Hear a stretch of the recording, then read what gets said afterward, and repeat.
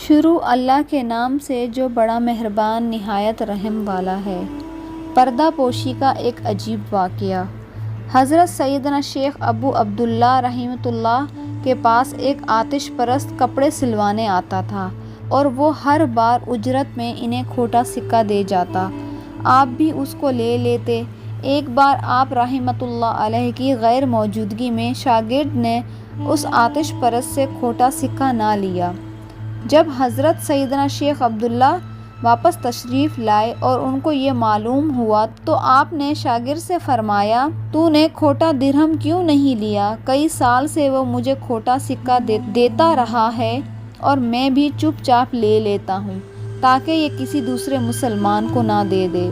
اس چھوٹے سے واقعے سے یہ بات پتہ چلتی ہے کہ چاہے کوئی آگے والا انسان مسلمان ہو یا غیر مسلم، اس کی ستر پوشی کے لیے بھی انسان کو اجر ملتا ہے۔